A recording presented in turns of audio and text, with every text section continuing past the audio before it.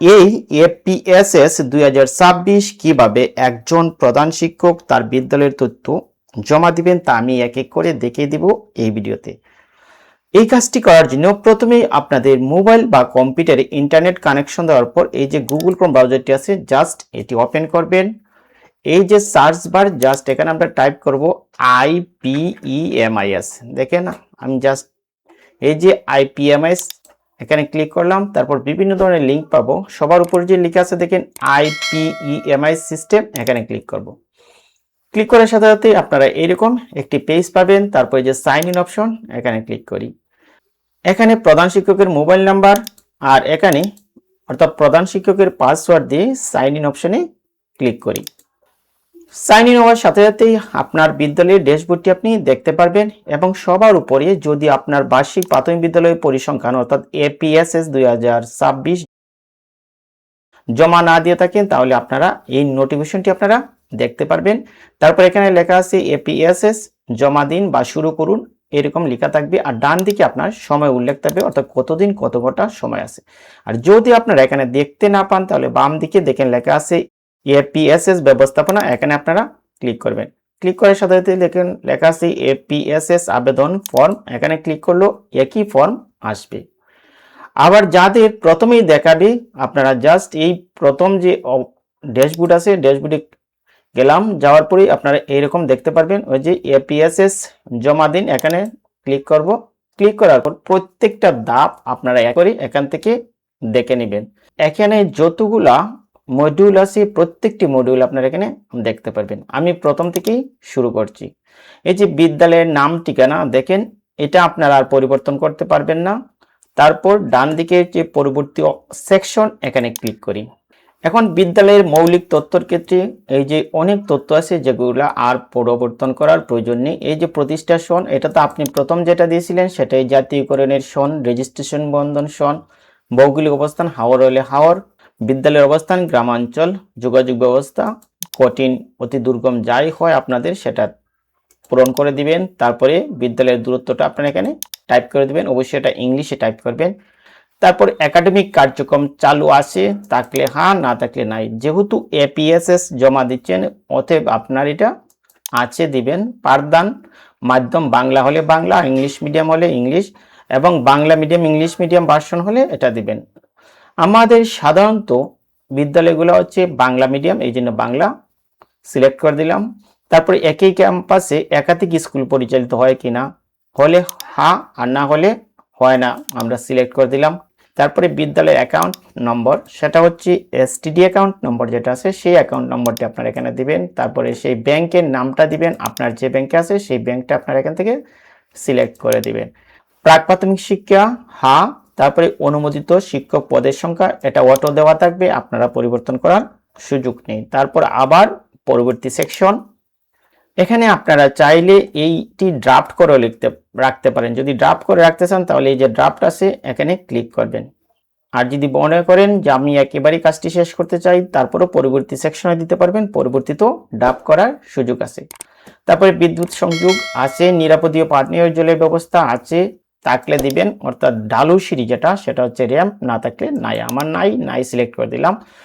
Wash block শিক্ষার্থী কর্তৃক ব্যবহৃত হয় হ্যাঁ, আর না হলে আবার এখানে ক্লিক করে নাতে সিলেকশন করে দিবেন। তারপর পরবর্তী সেকশনে আবার ক্লিক করব। এখানে হচ্ছে বিদ্যালয়ে পাঠদানকৃত শ্রেণীর সংখ্যা। মনে রাখতে হবে আপনার বিদ্যালয়ে যেসব শ্রেণী আছে তা সিলেক্ট করে দিবেন। যেসব বিদ্যালয়ে প্রাক প্রাথমিক শ্রেণী আছে দুটি অর্থাৎ প্রাক প্রাথমিক চতুর্থ এখানে ক্লিক, আর যাদের প্রাক প্রাথমিক 4+ নাই তারা এটা ক্লিক করবে না, তারা প্রাক প্রাথমিক 5+, তারপরে 1 2 3 4 5। আর যদি ষষ্ঠ শ্রেণী থাকে তাহলে ষষ্ঠ সিলেক্ট করবেন, আর না থাকলে প্রাক প্রাথমিক প্রথম শ্রেণী, দ্বিতীয় শ্রেণী, তৃতীয় শ্রেণী, চতুর্থ এবং পঞ্চম শ্রেণী সিলেক্ট করবেন। তারপরে পরবর্তী সেকশনে সিলেক্ট করে দিবেন। তবে মনে রাখতে হবে এখানে আপনি যতগুলা শ্রেণী দেখাবেন ঠিক ততগুলা শিক্ষার্থী আপনি এন্ট্রি দিতে পারবেন। এখন যদি আপনি এই প্রাক প্রাথমিক উঠিয়ে দেন অর্থাৎ প্রাক প্রাথমিক 5+, তাহলে আপনার বইয়ের চাহিদা দেওয়া কিংবা শিক্ষার্থীর সারাংশ কিংবা আপনার বিদ্যালয়ের পরিদর্শনের ক্ষেত্রে প্রাক প্রাথমিক শ্রেণী দেখাবে না। আবার যদি আপনি পঞ্চম শ্রেণী উঠিয়ে দেন তাহলেও পঞ্চম শ্রেণী দেখাবে না। কাজে এই শ্রেণী সিলেকশনটা খুব সতর্কতার সহিত করবেন। আপনার যেসব শ্রেণী আছে আপনারা সেসব শ্রেণী সিলেক্ট করবেন। আমি আমার শ্রেণীগুলো সিলেক্ট করে দিলাম, তারপরে পরবর্তী সেকশনে আবার ক্লিক করলাম। এখন এই যে জলবায়ু পরিবর্তন বিষয়ক যে তথ্যগুলো আছে, জলোচ্ছ্বাস এলাকায় হলে হা, আর না থাকলে না। যদি স্লাইকোন এরিয়ায় হয় হা, আর স্লাইকোন এরিয়া না হলে না। হা হলে হা, না হলে না। তারপর পরবর্তী সেকশন। এখন লক্ষ্য করেন জমি সংক্রান্ত তথ্য বা বিদ্যালয়ের ভূমি তথ্য। এই যে বিদ্যালয়ের ভূমি তথ্য, অর্থাৎ বিদ্যালয়ে যেহেতু আপনার ভবন একটি বা আপনার ভবন দুটি, তাহলে দুটি ভবনেরই আলাদা আলাদা তথ্য দিবেন। আমার ভবন বা জমির তথ্য একটি, মানে এক দাগে আমার জমি আছে, এই জন্য পরিমাণ 35 শতক। তারপর ভূমির পরিচয়, যে এই যে খতিয়ান নাম্বার যত আছে সেটা ইংলিশে উল্লেখ করে দিবেন, দাগ নম্বরও ইংলিশে উল্লেখ করে দেব, তারপরে রেকর্ড ইত্যাদি ইংলিশে উল্লেখ করে দিলাম। সেক্ষেত্রে রেজিস্ট্রেশনের তারিখটা উল্লেখ করে দিলাম, দাতার যিনি মালিকের নাম, তারপরে গ্রহীতার নাম, তারপরে নামজারি মালিকানা নম্বর যদি থাকে এটা দিবেন, না থাকলেও না দিতে পারেন। ভূমি উন্নয়ন কর পরিশোধিত হয়েছে কিনা, অবশ্যই এটা হয়েছে দিবেন। তারপর এই বাম দিকে স্কুলটা চাপ দিয়ে ধরে ডান দিকে নেব, নামজারি করা হয়েছে, আমার এটা না হয় নাই, নাতে দেব। তারপরে ভূমির দখলে আছে হা, জমি সংক্রান্ত আপত্তি নাই। হাই স্কুল সংলগ্ন বিদ্যালয়ে ভূমি সংক্রান্ত কোনো জটিলতা আছে কিনা, আমার নাই। তারপরে সিএসএস যদি কোনো তথ্য থাকে দিবেন, তারপরে যদি আরএসএস তথ্য থাকে দিবেন, এবং এসএ তথ্য থাকলেও ইত্যাদি তথ্য দিবেন। দেওয়ার পর নিচের দিকে পরবর্তী সেকশনে আবার ক্লিক করবেন। আবার যদি আপনার বিদ্যালয়ে একাধিক খতিয়ান বা একাধিক ভূমি থাকে, তাহলে এই যে আরও একটি ভূমির তথ্য যোগ করুন, এখানে ক্লিক করে আপনি আরেকটি ভূমির তথ্য এখানে যোগ করে নিতে পারবেন। যদি দেখা যায় ভূমির তথ্য আপনার একটি অতিরিক্ত একটি যোগ করে ফেলছেন, তাহলে এই যে ডিলিট আছে এখানে ক্লিক করে তারপরে নিশ্চিতকরণে ক্লিক করলাম, আমার এটি বাতিল হয়ে গেল। আমার এখন একটি ভূমির তথ্য আছে। অর্থাৎ আপনার যদি এক দাগে বা এক খতিয়ানে জমি থাকে, তাহলে আপনি এভাবে উল্লেখ করবেন। তারপর এখন পরবর্তী সেকশন ক্লিক করলাম। তারপর দেখেন ভবন ক্রমিক নম্বর, আমার ভবন একটি, এই জন্য আমি একটি দিলাম। তারপরে মালিকানা ধরো নিজস্ব, কত তলা বিশিষ্ট, একতলা বিশিষ্ট, এবং নির্মাণের সন 2001। তারপরে এই বাম দিকে নিচের দিকে যে স্ক্রুলটা আছে এটা টান দিয়ে ধরে ধরে উল্লেখ করে দেবেন, কত তলা বিশিষ্ট, একতলা বিশিষ্ট, মোট কক্ষ 4টি, বর্তমানে অবস্থা। যদি পরিত্যক্ত হয় তাহলে এখানে পরিত্যক্ত ক্লিক করবেন, আর যদি অন্য কোনো অবস্থা হয়, অর্থাৎ নতুন, ভালো, ব্যবহারযোগ্য, মেরামতযোগ্য, নির্মাণাধীন, যাই হবে সঠিক, আপনি সেটা সিলেক্ট করে দিবেন। আমার এটি পরিত্যক্ত, আমি পরিত্যক্ত দিলাম। তারপরে পাকা হলে পাকা, কাঁচা হলে কাঁচা, বাঁধা পাকা হলে যা হবে তাই দিবেন। এটা কোন প্রকল্প থেকে নির্মাণ করা হয়েছে সেটা উল্লেখ করে দিবেন, এবং বিশেষ চাহিদা সম্পন্ন শিশুদের জন্য র্যাম্প আছে কিনা। র্যাম্প সাধারণত যে ডালু সিঁড়ি সেটা হচ্ছে র্যাম্প, যাতে হুইল চেয়ারে করে শিক্ষার্থী তার বিদ্যালয়ে যেতে পারে, অথবা ক্রেচে বোর্ডে যেন বিদ্যালয়ে পৌঁছতে পারে, সেটা হচ্ছে র্যাম্প। আর এই আমার বিদ্যালয়ে নাই, এই জন্য নাই সিলেক্ট করলাম। আপনাদের থাকলে হাতে সিলেক্ট করে দিবেন। তারপরে আবার পরবর্তী সেকশন। তারপর কক্ষের ক্রমিক নম্বর, 1 নম্বর কক্ষ, 2 নম্বর কক্ষ, 3 নম্বর, 4 নম্বর কক্ষ। আর এটা হচ্ছে ভবন, যেহেতু 4টা কক্ষ আমার 1 নম্বর ভবনে, আমি ভবনের নামটা দিলাম। তারপরে এই যে কক্ষের নাম বা কক্ষের যে নাম, আমার কিছু না, আমি 1 2 3 4 দিয়ে দিলাম, আপনারা অন্য কিছু লিখতে পারেন। তারপরে কক্ষ ব্যবহারের ধরন, শ্রেণীকক্ষ, অফিস কক্ষ। তারপরে বিদ্যুৎ সংযোগ আছে, প্রধান শিক্ষকের এখানে নাই না, এটাও আছে, বিদ্যুৎ সংযোগ দিলাম আছে। তারপরে কক্ষর দৈর্ঘ্য কত ফুট, প্রস্থ কতটুকু ফুট, এটা আপনারা ইংলিশে টাইপ করে দিবেন। তারপরে ডান দিকে বিদ্যালয়ের ধরন, পাকা এবং নির্মাণ সন ইত্যাদি দিলেন। এটা এখন পাকা ছাড়া আর কিছু দেওয়ার নাই। তারপরে পরবর্তী সেকশনে আবার ক্লিক করব। এখন আসবে ওয়াশ ব্লকের তথ্য। আমার ওয়াশ ব্লকটি যেহেতু 2024 সালে নির্মাণ করা হয়েছে PDP4 এর আওতা থেকে এবং উভয়ের জন্য ব্যবহার করা হয়, তা সিলেক্ট করে দিলাম। যদি আরও একটি ওয়াশ ব্লক থাকে, তাহলে আপনারা এখান থেকে আরও একটি ওয়াশ ব্লক এখানে যোগ করে দিবেন, আর যদি না থাকে এটা আপনারা এখানে ক্লিক করে ডিলিট করে দিতে পারেন। তারপর পরবর্তী সেকশনে আবার ক্লিক করলাম। এখন লক্ষ্য করুন পানীয় জলের অবস্থা, এখানে টিউবওয়েল থাকলে দিবেন হ্যাঁ, না থাকলে নাই। দেখেন আমার পানীয় জল হচ্ছে 1 নম্বর আছে টিউবওয়েল, এখানে দেওয়া আছে বর্তমান অবস্থা, ব্যবহারযোগ্য নয়, অব্যবহারযোগ্য, আমি এটা সিলেক্ট করে দিলাম। তারপরে আর্সেনিক মুক্ত কিনা, এটা তো যেহেতু অব্যবহারযোগ্য, এটা তো আমার আর প্রশ্নে আসে না, আমি হ্যাঁ না একটা দিলেই হলো। এটা নির্মাণ করা হয়েছিল কখন, PDP4 না, এটা PDP1 এ নির্মাণ করা হয়েছিল, এবং ইকো টয়লেট হয়েছে ইত্যাদি দিয়ে কত সনে নির্মাণ করা হয়েছে, 2018 সনে, 2018 দিলাম। তারপরে এই যে পরবর্তী সেকশন, এখানে ক্লিক করলাম, আমার এটা সেভ হয়ে গেল। যখন এই টিউবওয়েলের তথ্য দিয়ে গেল, এবং তারপরে আসছে টয়লেট, টয়লেটও আপনার 1 2 ইত্যাদি দিয়ে তারপরে আমার এটা পরিত্যক্ত আছে, আপনি পরিত্যক্ত বা যাই হয় আপনারা এটা দিলেন টয়লেট। তারপরে পরবর্তী সেকশনে ক্লিক করব। টয়লেটের তথ্য দেওয়ার পর আমরা চলে আসব বিদ্যালয়ের যে আসবাবপত্র, এই আসবাবপত্র তথ্যে আপনার আলমারির সংখ্যা কয়টা, ব্যবহারযোগ্য কয়টা এবং মেরামতযোগ্য কয়টা এবং ব্যবহার করার অনুপযোগ্য কয়টা ইত্যাদি দিয়ে তারপর পরবর্তী সেকশনে আবার ক্লিক করবেন। এখন আসছে দেখেন বিদ্যালয়ের তথ্য অর্থাৎ প্রযুক্তি মাল্টিমিডিয়া অত্যন্ত, যে আপনার এই বিদ্যালয়ে ইন্টারনেট সংযোগ আছে কিনা, আছে, ব্রডব্যান্ড তথ্য প্রযুক্তি সক্ষম শিক্ষক আছে কিনা, আছে, শ্রেণীকক্ষে মাল্টিমিডিয়া ব্যবহৃত হয়, যদি না হয় তাহলে আপনারা হয় না উল্লেখ করবেন। মাল্টিমিডিয়া ইন্টারেক্টিভ ক্লাসরুম নাই, যেটা আইএফপি বলা হয়, সেটা যদি থাকে তাহলে আপনারা আইএফপি সিলেক্ট করে দিবেন। সাউন্ড সিস্টেম আছে, তারপরে আবার পরবর্তী সেকশনে ক্লিক করব। এখন দেখেন আইসিটি সরঞ্জামের যে তথ্য আছে এই তথ্যগুলোর তথ্য দিবেন। সেক্ষেত্রে আইসিটি সরঞ্জাম 1, আইসিটি সরঞ্জাম 2 3 4 5 যা আছে সেটা, যদি আরো থাকে এই যে এখানে আরো একটি যোগ করুন, এখানে ক্লিক করে যোগ করে দিবেন। তারপরে সিরিয়াল নাম্বার, এই যে রাউটার সিরিয়াল নাম্বার এটা, ল্যাপটপের সিরিয়াল নাম্বার এটা, আরেকটা ল্যাপটপের এটি, এবং প্রজেক্টর 1 এবং স্পিকারও 1, সিরিয়াল নাম্বার আপনি এখানে টাইপ করে দিলেন, তারপরে কোন ব্র্যান্ডের, তারপরে মডেল নাম্বার কত, এগুলো আপনার সবগুলো দেখে দেখে টাইপ করে দিবেন। গ্রাহকের সন বা পণ্য গ্রহণ যখন করছিলেন সেটা কত সালে পেয়েছিলেন সেই সালটি উল্লেখ করে দিবেন। তারপরে প্রাপ্তির উৎস সবগুলোই সরকারি এবং সেগুলো বর্তমানে ব্যবহারযোগ্য হয় কিনা সেটা উল্লেখ করে দিবেন এবং নষ্টের কারণ প্রযোজ্য নয়। তারপরে যদি মন্তব্য থাকে সেই মন্তব্য আপনারা এখানে লিখে দিতে পারেন। যদি আরো সরঞ্জাম থাকে এখানে ক্লিক করে আরো একটি যোগ করবেন, যদি না থাকে তাহলে এই যে ডিলিট অপশনে ক্লিক করে ডিলিট করে দিলাম। তারপরে পরবর্তী সেকশনে এখন দেখেন বিদ্যালয় ব্যবস্থাপনা কমিটি অর্থাৎ বিদ্যালয় এসএমসি কমিটি যদি গঠন হয়ে থাকে তাহলে আপনি দিবেন হয়েছে, আর যদি না থাকে তাহলে আপনি দিবেন হয় নাই। আমার এটা আগে যেটা ছিল সেটা দিয়ে তারপরে পরবর্তী সেকশনে ক্লিক করলাম।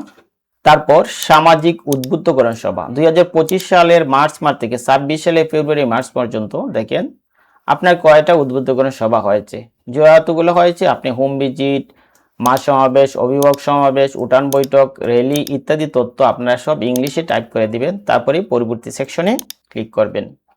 তারপরে হারমোনিয়াম থাকলে আছে, না থাকলে নাই, তবলা, গিটার, পিয়ানো থাকলে আছে, না থাকলে নাই। তারপরে পরবর্তী সেকশনে এখন লক্ষ্য করেন বিশেষ চাহিদা সম্পন্ন শিক্ষার্থীর জন্য সুবিধা, আমার স্কুলে কোনো বিশেষ চাহিদা সম্পন্ন শিক্ষার্থী নাই, এই জন্য সবগুলো আমি নাই দেবো। আর যদি থাকে আপনাদের তাহলে অবশ্যই আছে দিবেন। তারপর হচ্ছে ক্যাচমেন্ট এলাকায় প্রাথমিক বিদ্যালয়ে অভর্তিকৃত এবং বিভিন্ন শ্রেণীতে ভর্তি হওয়া জ্বরে পড়া শিক্ষার্থীর সংখ্যা, অর্থাৎ আপনার স্কুলে যারা জ্বরে পড়েছে তারা কিংবা অভর্তিকৃত শিক্ষার্থী, এটা সহজে পূরণ করার জন্য সবাই 0 দিয়েই আপডেট করে নেবেন। আমি সবগুলা 0 দিলাম। 0 দেওয়ার পর পরবর্তী সেকশনে ক্লিক করলাম। তারপরে বিদ্যালয়ের যে ফটো গ্যালারি দেখেন ক্যাচমেন্ট এরিয়ার ম্যাপ যদি তাকে দিবেন, আর না থাকলে তো আর কিছু করার নেই। গেটের যে সীমানা যদি আপনাদের থাকে তাহলে এখানে ক্লিক করবেন, অথবা যদি না থাকে তাহলেও কোনো সমস্যা নেই, এটার জন্য আপনার কোনো কিছুই আসবে না। এই যে এখানে ছবিটা এখন এই মুহূর্তে নিচ্ছে না, যখন এটা আপলোডের সময় থাকবে বা অন্য কোনো সিস্টেম আসবে তখন আপনারা এটা চেষ্টা করবেন। এটা নিয়ে এত ইমার্জেন্সি কিছু নয়, এই ছবি আপলোড করলেও হবে, না করলেও হবে, তবে যদি করা হয় তাহলে অবশ্যই বলা হচ্ছে দেখেন লাল তারকা চিহ্নিত তথ্যগুলো অবশ্যই পূরণ করতে হবে। যেহেতু ফটো গ্যালারি এটা ম্যান্ডেটরি বা লাল তারকা না, এটা আপনার না দিলেও কোনো কিছু হবে না। আর যদি দেন সেটা অবশ্যই ছবির সাইজ ছোট করে দিবেন। যেমন ক্যাচমেন্ট এরিয়ার ম্যাপ দেখেন এখানে ক্লিক করতেছি, এটা নিচ্ছে না, যদি নেয় তাহলে দিবেন, না নিলে ওটা কোনো সমস্যা নেই। তারপর পরবর্তী সেকশনে ক্লিক করব। এখন লক্ষ্য করেন শ্রেণীভিত্তিক শিক্ষার্থীর তথ্য অর্থাৎ প্রাক প্রাথমিক শিক্ষার্থীর যে তথ্য আছে অর্থাৎ 5+ আমি সেটা উল্লেখ করব। এই যে দেখেন 2025 আর এখানে আছে 2026, এই যে এখানে একটা তথ্য আছে দেখেন 5+ অর্থাৎ 26 সালে আপনার 5+ অর্থাৎ প্রাক প্রাথমিক কতজন আছে ছেলে, কতজন আছে মেয়ে, এটা মনে রাখবেন। আমার এই তথ্যটা দিলাম, ছেলে অত, মেয়ে অত, টোটাল অটোমেটিকই যোগ হয়ে যায়। তারপরে এখানে দিলাম যে 5 আর 13, আমি সেটা মাথায় রাখবো। শাখা ভিত্তিক, সেকশন ভিত্তিক, যেহেতু আমার কোনো শাখা নেই, শাখা থাকলে প্রত্যেক শাখায় যোগ করে আপনার বালক কত বালিকা কত এই মোটটা অটো হয়ে যাবে। আমার যেহেতু শাখা নেই, সবাই যৌথ এবং যৌথ শাখায় তারা 18 জন, এখানে সিলেক্ট টাইপ করে দিলাম। মনে রাখতে হবে এই যে 18 আর এই 18 মিল থাকতে হবে, অর্থাৎ এখানের শিক্ষার্থীর সংখ্যা এবং এখানের শিক্ষার্থীর সংখ্যা মিল রেখে ডাটা এন্ট্রি করতে হবে। তারপর যেহেতু আমার সবাই 5+ কতজন, এতজন এতজন, এখানে অনেকে আছে বিভিন্ন শ্রেণী বয়স উল্লেখ করে দেয়, যদি সহজে দিতে চান প্রাক প্রাথমিক যারা আছে তাদেরকে 5+ ছেলে 5+ মেয়ে এন্ট্রি দেওয়ার পর অটোমেটিক দেখবে নিচে এসে এটা কাউন্ট হয়ে মিলে গেছে। তারপর একই শ্রেণীতে অধ্যয়ন যদি থাকে দিবেন, না থাকলে 0 দিয়ে এন্ট্রি কমপ্লিট করে দিবেন।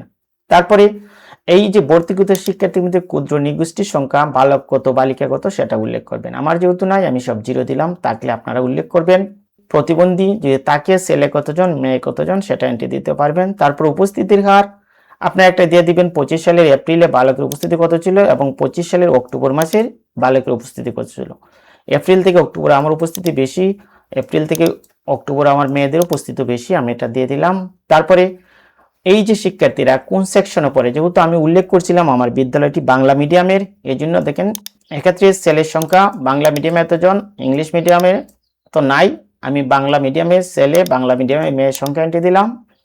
তারপরে এই যে ধর্মভিত্তিক এরা কোন ধর্মের, যদি হিন্দু ধর্মের হয় হিন্দু মুসলিম কোন ধর্মের কতজন এটা এন্ট্রি দিবেন। এন্ট্রি দেওয়ার পর নিচে পরবর্তী সেকশনে ক্লিক করবেন। আমার প্রাক প্রাথমিক এন্ট্রি দেওয়া হয়ে গেছে, তারপর প্রথম শ্রেণী এন্ট্রি দেব। এখন প্রথম শ্রেণী এন্ট্রি দেওয়ার জন্য ঠিক আগের মতো এই যে 25 সাল আর 26 সাল এই তথ্যগুলো মিল রেখে আমরা এই কাজটি করব। দেখেন 26 সালে প্রথম শ্রেণীর তথ্য আমি দিলাম এখানে 11 আর এখানে 6। অবশ্যই আপনারা এই তথ্যটি ইংলিশে এন্ট্রি দিবেন। এটা যতই দেন এখানে এটা মিল রাখবেন, একবার শ্রেণীর সাথে আপনার এটা মিলে যাবে। এখান থেকে আমি দিলাম 11, তারপরে এখানে দিলাম 6, তাহলে 11 আর 6 কত 17। দেখেন এটা শাখা অনুসারে আমার এই যৌথ শাখায় 17 জন। যদি এটা ভেঙে ভেঙে দিতে হয় তাহলে আপনাকে এখানে এই 11 টাইপ করলাম। দেখেন যেহেতু আমার এখানে একটা শাখা তাহলে এখানে হবে আমার 6। দেখেন তাহলে যৌথ হবে আমার 0, তখন কি এটা মিলে গেল।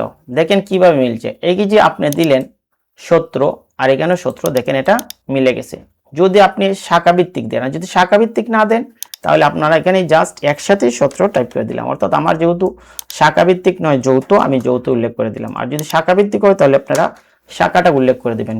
তারপর প্রথম শ্রেণীর পরে এইভাবে আপনারা এই যে সালের সংখ্যা অর্থাৎ 6+ 11 জন আর 6+ 6 জন বালিকা মোট 17 জন উল্লেখ করলাম। তারপরে এখানে রিপিটার হলে দিবেন, না থাকলে সহজে আপনারা 0 দিবেন। তারপরে বালক সংখ্যা একই রকম, আপনার অধ্যয়নরত যদি না থাকি একই বিদ্যালয়ে প্রাক প্রাথমিক সমাপ্ত করে আমার বালক 11 এবং বালিকা 6 জন প্রথম শ্রেণীতে উত্তীর্ণ হয়েছে এবং ক্ষুদ্র নগোষ্ঠী 0। তারপরে আমি আবার সামনের দিকে যাব, প্রতিবন্ধিতাকে দিবেন। আর এটা উপস্থিতিটা 25 এপ্রিল এবং 25 অক্টোবর মাসের উপস্থিতি, বালক এত বালিকা এত। তারপরে তারা সবাই বাংলা মিডিয়ামে, 11 জন বালক 6 জন বালিকা, মোট যতজন হয়। তারপরে ধর্মটা দেওয়ার পর আবার পরবর্তী সেকশনে ক্লিক করব। আমি যেভাবে প্রথম শ্রেণী এন্ট্রি দিচ্ছি ঠিক একইভাবে আপনারা আবার দ্বিতীয় শ্রেণীর ক্ষেত্রেও একইভাবে এন্ট্রি দিয়ে যাবেন। একই নিয়মে চতুর্থ শ্রেণীতে এন্ট্রি দেওয়ার পর আমরা পরবর্তীতে ক্লিক করব। দেখেন আমার চতুর্থ শ্রেণী শেষ, আমরা পঞ্চম শ্রেণীতে চলে আসলাম। এখানেও একইভাবে এন্ট্রি দেব, অর্থাৎ 13 আর 6। তারপরে এখান থেকে শাখা ভিত্তিক সবাই 13 আর 6। দেখেন 13 আর 5 কতজন হবে, 18 হবে। এখানে 13 আর এখানে 5 কত হলো 18, যেহেতু 18 হচ্ছে আমার যৌথই 18 জন। তারপরে তাদের বয়স 10+, 13 জন বালক 5 জন বালিকা, টোটাল 18 জন। তারপর এখানে রিপিটার আমি দিছি 0, যদি আপনাদের থাকে তাহলে রিপিটার দিবেন, আর না থাকলে দিবেন না, 0 দিয়ে সহজে এন্ট্রি দিবেন। তারপর এই যে উপজাতি সংখ্যা থাকলে দিবেন, না থাকলে নাই। প্রতিবন্ধী থাকলে সংখ্যা উল্লেখ করবেন, না থাকলে 0। তারপর উপস্থিতি, তারপরে আবার বাংলা মিডিয়ামের শিক্ষার্থীর সংখ্যা। আমার যেহেতু সবাই বাংলা মিডিয়ামে, এই জন্য 13 জনই বালক বাংলা মিডিয়ামে, 5 জন বালিকা বাংলা মিডিয়ামে, মোট 18 জন। তারপরে এই যে বাংলা মিডিয়ামে ধর্মে উল্লেখ করবেন হিন্দু মুসলিম কতজন, দেওয়ার পর আবার পরবর্তী সেকশনে ক্লিক করব। তারপরে চলে আসছি শিক্ষকের তথ্য। এই যে প্রধান শিক্ষক সহকারী শিক্ষক, আপনার বিদ্যালয়ে অনুমোদিত পদ প্রধান শিক্ষক 1, সহকারী শিক্ষক 4, প্রাক প্রাথমিক 1, দপ্তরিকাম প্রহরী 1, মন্তব্য দিবেন এখানে। তারপরে সংযুক্ত অর্থাৎ ডেপুটেশন যদি আপনার স্কুলে থাকে কতজন আছে উল্লেখ করে দিবেন। আর ডেপুটেশন আউট মানে আপনার বিদ্যালয় থেকে যদি অন্য বিদ্যালয়ে যায় তাহলে সেটা উল্লেখ করে দিবেন, কতজন গেল কবে গেল।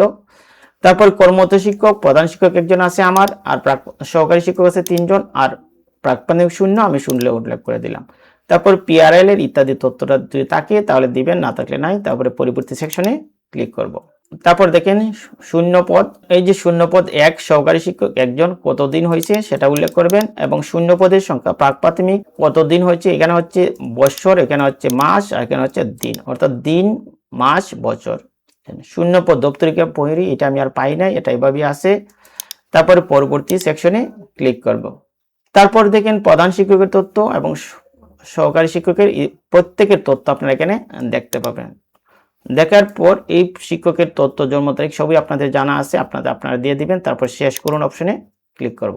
আমার তথ্যটি এখন এন্ট্রি দেওয়া গেছে এবং এখানে দেখা যাচ্ছে 97% তথ্য আমার আপডেট হয়েছে। এটা অনেক সময় 100% হয় বা 95 হলেও আপনার এই ডাটা এন্ট্রি নিয়ে কোনো সমস্যা নেই। এখন আপনারা চাইলেই সেটি ড্রাফট করে রাখতে পারবেন, অথবা এখন আমার এটা ড্রাফট হয়ে গেছে, যদি চাই এটা ডিলিট করে নতুন করে এন্ট্রি করব তাহলে আমরা এখানে ডিলিটও করতে পারবো। আর যদি চাই আমি এটা সম্পূর্ণ সাবমিট করে দেবো, এই যে সাবমিট করুন এখানে ক্লিক করব। দেখেন আমার এটা সম্পূর্ণ তথ্যটা আপনি এখানে দেখতে পারবেন। দেখেন এই তথ্যটা একেবারেই সম্পূর্ণটা আপনারা দেখতে পারবেন। দেখার পর যদি মনে হয় আপনার সমস্ত তথ্য সঠিক আছে, তারপরে যে সাবমিট করুন এখানে ক্লিক করব। যদি পাঠিয়ে দিতে চান নিশ্চিত করুন, আর যদি মনে করেন যে না আমার এটা আবার আপডেট করব তাহলে বাতিল করুন। আমি যেহেতু পাঠিয়ে দিতে চাই, নিশ্চিত করুন অপশনে ক্লিক করলাম। দেখেন আমার তথ্যটি একেবারেই সাবমিট হয়ে যাবে। দেখেন আমার তথ্য সাবমিট হয়ে গেছে। তারপর হচ্ছে আবেদনের তালিকা দেখুন, এখানে যদি আমি ক্লিক করি আমার এটা দেখানো হবে যে এপিএসএস রিপোর্ট 2026, এখানে দেখা যাচ্ছে পেন্ডিং।